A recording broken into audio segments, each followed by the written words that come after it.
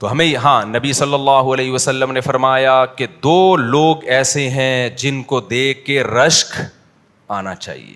ان کو اللہ نے اتنی بڑی نعمت دی ہے نا کہ آپ اگر یہ سوچو کہ کاش میں ایسا ہوتا تو یہ سوچنا بنتا ہے. وہ 2 کون لوگ ہیں؟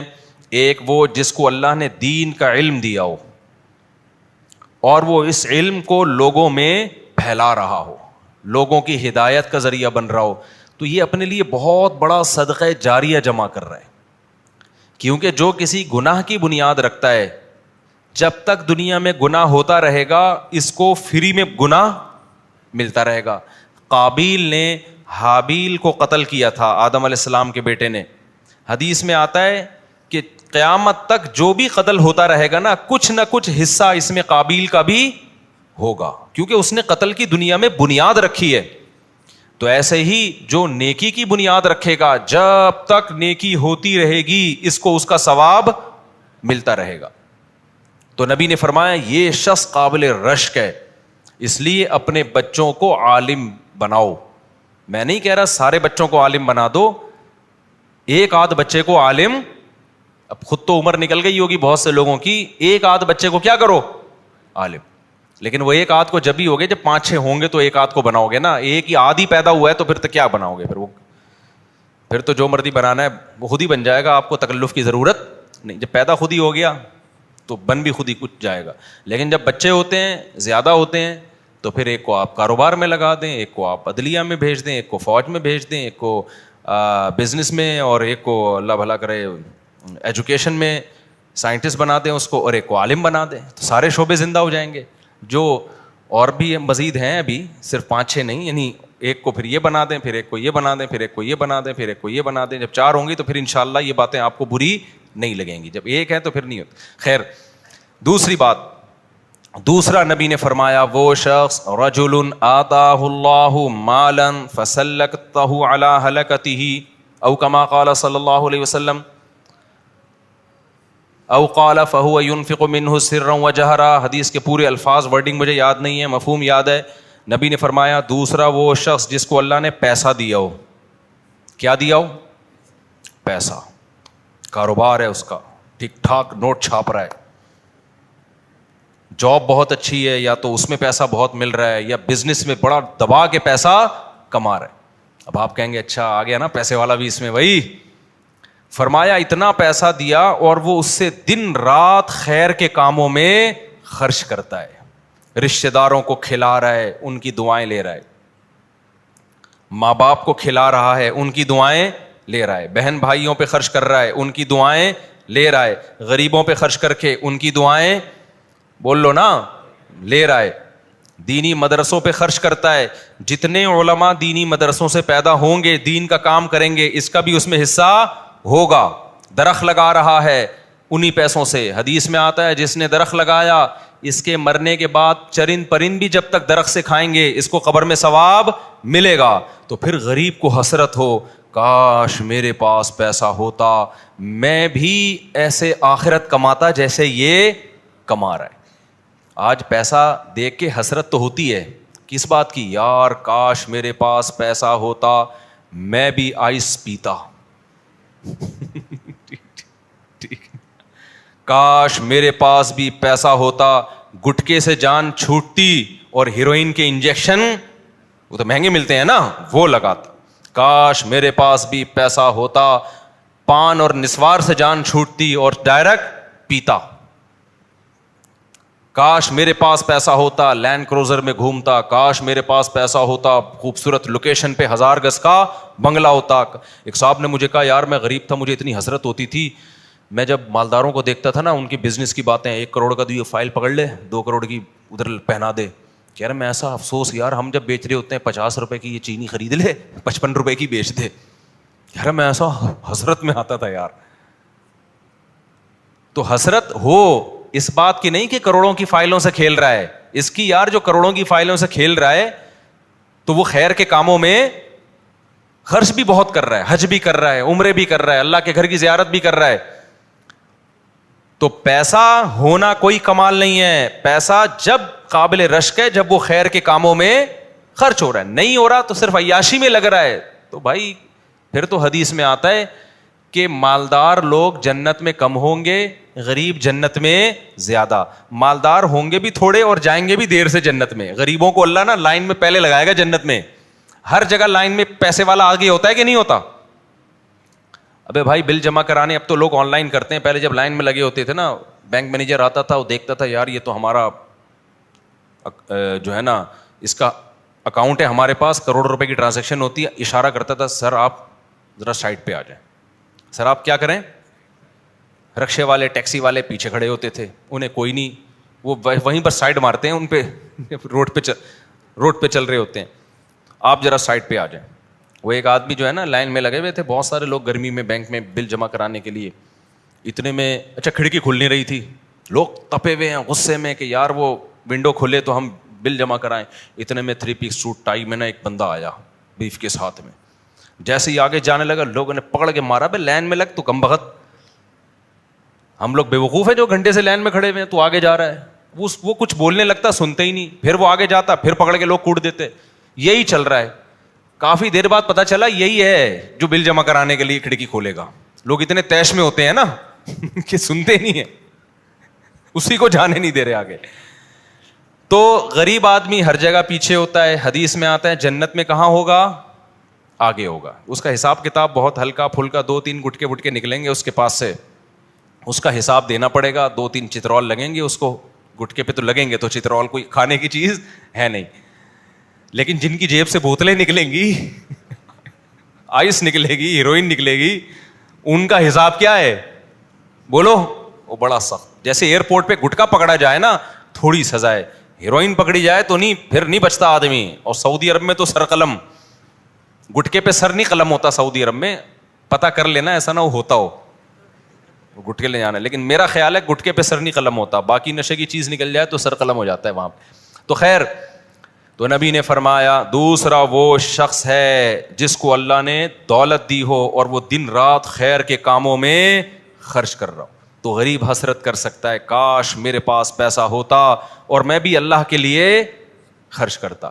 تو جس کو اللہ نے پیسہ دیا میرے بھائی, وہ اللہ کے لیے خرچ کرنا سیکھے. دیکھو پیسے کی محبت یہ بہت بڑی بیماری ہے.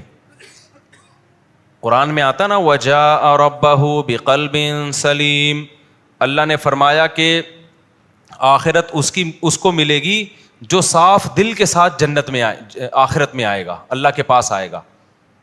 صاف دل کسے کہتے ہیں؟ جو گندگی سے پاک ہو. اس گندگی میں جو سب سے بڑی گندگی ہے نا وہ دنیا کی محبت ہے, پیسے کی محبت ہے. تو جو پیسے کی محبت کے ساتھ چلا گیا نا اس کی خیر نہیں ہے. پیسے کے ساتھ چلا گیا مسئلہ نہیں ہے, پیسے کی محبت کے ساتھ گیا تو پکڑا جائے گا وہاں پہ. اب پیسے کی محبت نکلتی کیسے ہے پتہ ہے آپ کو؟ پیسے کی محبت نکالنے کا سب سے بہترین طریقہ ہے پیسہ خرچ کرنا شروع کر دو.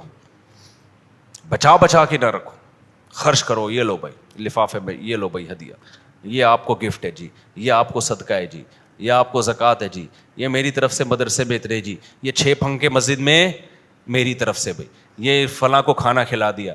کرتا رہے گا نا تو یہ جو دل اٹکا ہوا ہے نا ایلفی کی طرح چپکا ہوا ہے مردار کے ساتھ, اس مردار سے محبت کیا ہو جائے گی؟ کچھ بھی نہیں ہے, یہ مردار ہے, اینٹیں وینٹیں ہیں, یہ بکواس ہے, ڈرامے بازی ہے, مرو گے ختم. تو ٹھیک ہے اپنا لائف اسٹائل بھی اچھا کر لو, بیوی بچوں کا بھی اچھا کر لو, اس کے بعد کچھ بچا بھی لو بچوں کے لیے, مر گئے تو ان کے کام آئے گا. اس کے بعد کیا کرو؟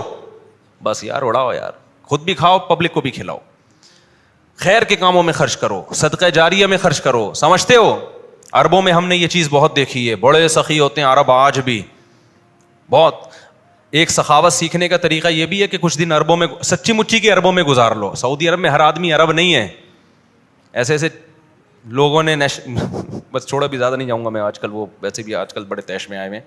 تو لیکن جو سچی مچی کے عرب لوگ ہیں نا, کبھی ان میں جا کے رہو تو سخی لوگوں میں رہنے سے بھی انسان میں کیا آتی ہے؟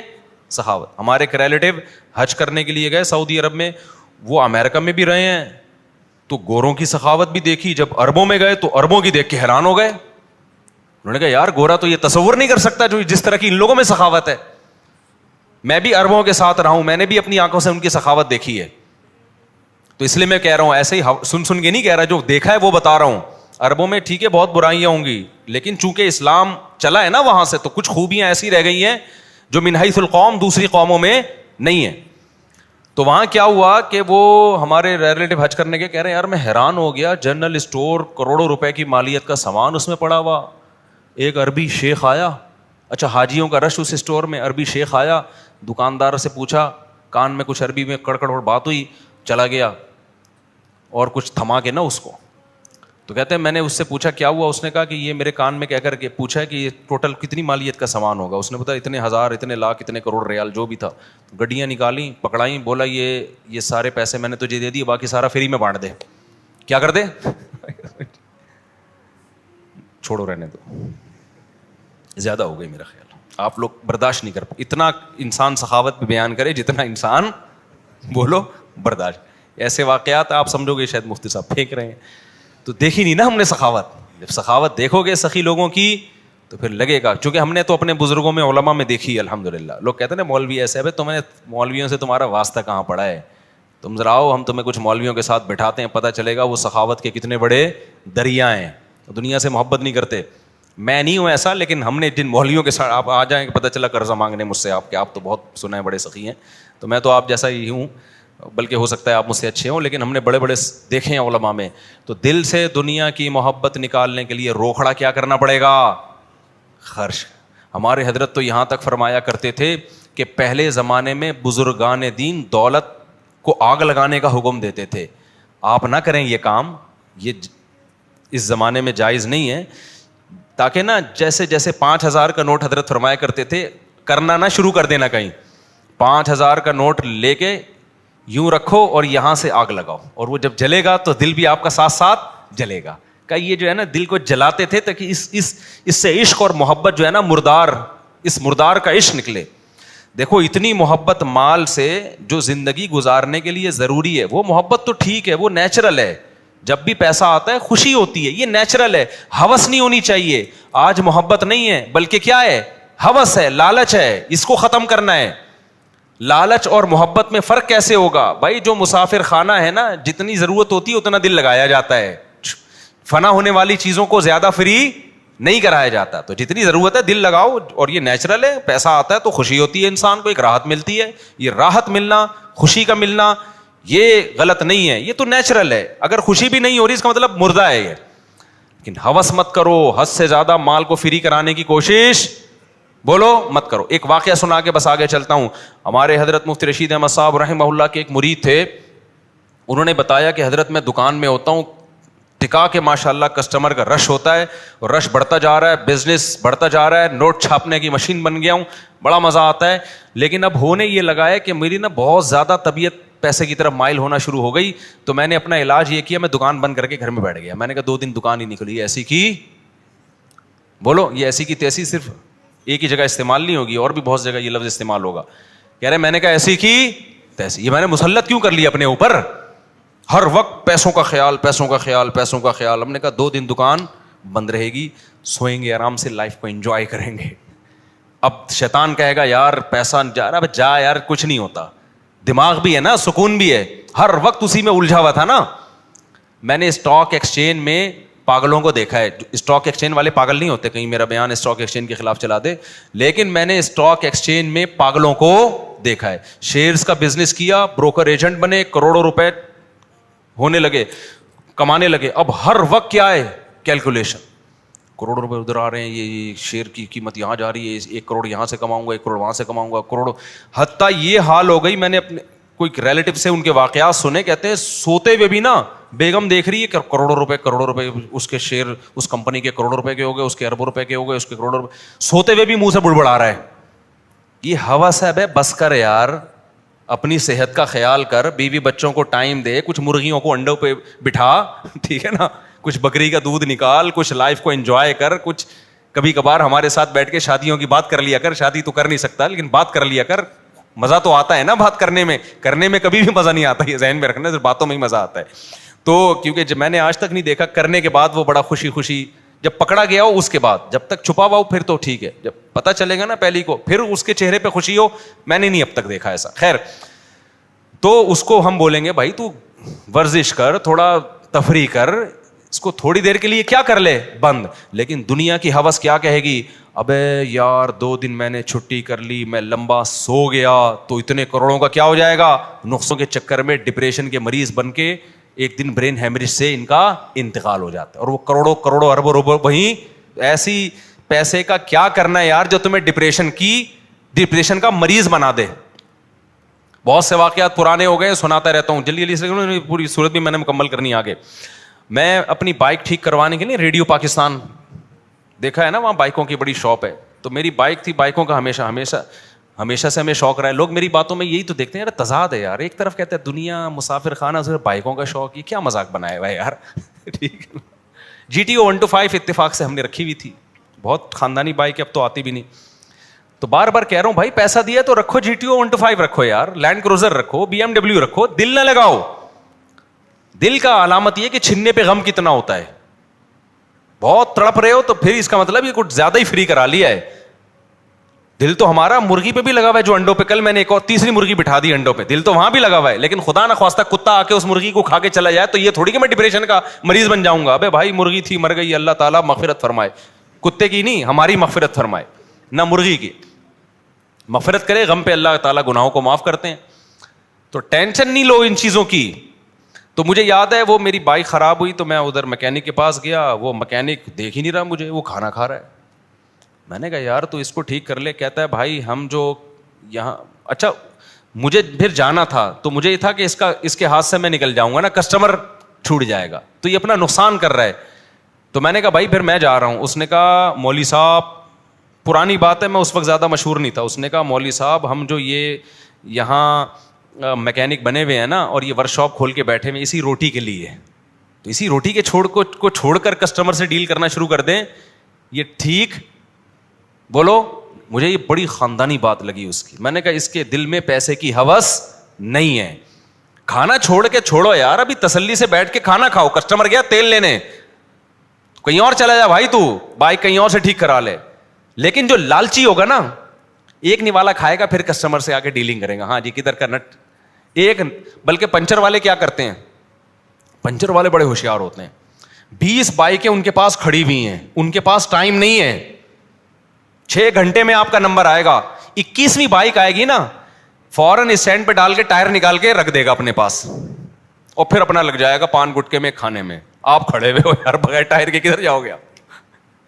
ابے جب تیرے پاس ٹائم ہی نہیں ہے تو بول دے یار مولوی صاحب ادھر چلے جاؤ نا, کیا خیال ہے بھائی, اس پنچر والے کے پاس چلے. نہیں سارے کسٹمر میرے پاس ہی آئے, چاہے میرے پاس ٹائم ہو یا نہ ہو. اور پکڑائی کے لیے کیا کرتا ہے, ٹائر پہلے نکال لیتا ہے, روٹی بھی چھوڑ کے آ جائے گا, سب کچھ چھوڑ کے, دنیا چھوڑ کے آئے گا, بچے چھوڑ کے آئے گا, ٹائر نکال کے رکھ لے گا اپنے پاس. اب آپ بیٹھے ہوئے ہو جی, اب بولو بھائی جلدی کرو یار. وہ کہہ رہے یہ پہلے 20 لوگ لائن میں لگے ہوئے ہیں. سسٹم سمجھ میں آ رہا ہے کہ نہیں آ رہا ہے؟ چلو ہم آگے چلتے ہیں ورنہ سارا اسی میں نہ لگ جائے.